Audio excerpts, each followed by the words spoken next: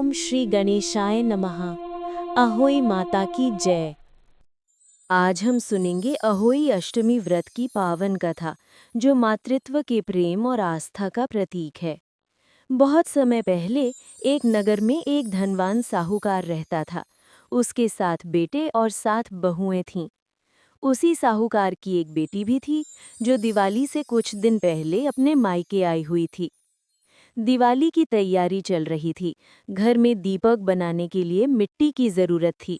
इसलिए साहूकार की 7 बहुएं मिट्टी लेने जंगल की ओर गईं और ननद यानी साहूकार की बेटी भी उनके साथ चली गई। जंगल में जहां वे मिट्टी खोद रही थीं, वहीं स्याऊ का घर था।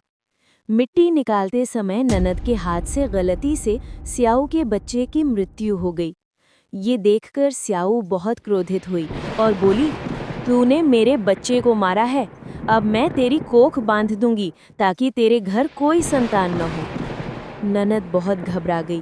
उसने अपनी 7 भाभियों से विनती की कि कोई उसकी जगह अपनी कोख बंधवा ले, पर कोई तैयार नहीं हुई।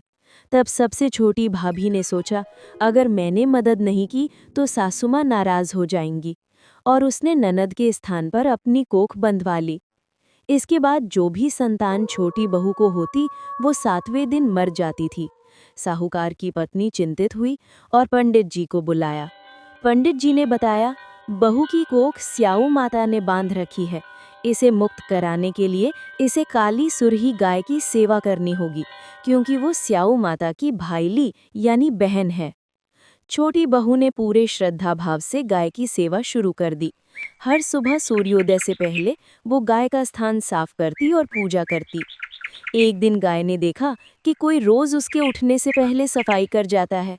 उसने सोचा, आज देखूं कौन है। जब वो तड़के उठी तो देखा साहूकार की बहू सफाई कर रही है। गाय प्रसन्न हो गई और बोली, बेटी, मैं तुझसे खुश हूँ, जो चाहे वर मांग। बहू ने कहा, माता, स्याऊ माता ने मेरी कोख बांध दी है, कृपा करके मेरी मदद करें। गाय बोली, चल मैं तुझे उसके पास ले चलती हूँ। दोनों साथ समंदर पार स्याऊ माता के पास चल पड़ी।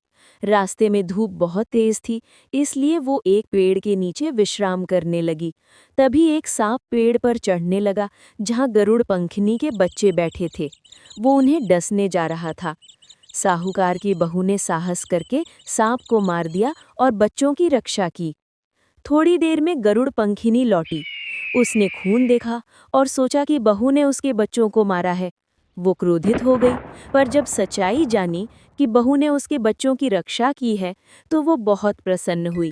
उसने कहा, मांगो बेटी, क्या चाहती हो? बहू ने कहा, मुझे स्याऊ माता के पास पहुंचा दो। गरुड़ पंखिनी ने दोनों को अपनी पीठ पर बैठाया और 7 समंदर पार पहुंचा दिया। वहां पहुंचकर स्याऊ माता उन्हें देखकर बोली कि आ बहन, बहुत दिनों बाद आई। सुरई गाय बोली, हाँ बहन। स्याऊ माता ने कहा, बहन, मेरे सर में बहुत खुजली है, जूं निकाल दो। तब गाय ने साहूकार की बहू से कहा कि वो ये सेवा करे। बहू ने विनम्रता से माता के सर से जुएं निकाल दी। माता प्रसन्न होकर बोली, बेटी, तेरे 7 बेटे और 7 बहुएं हों।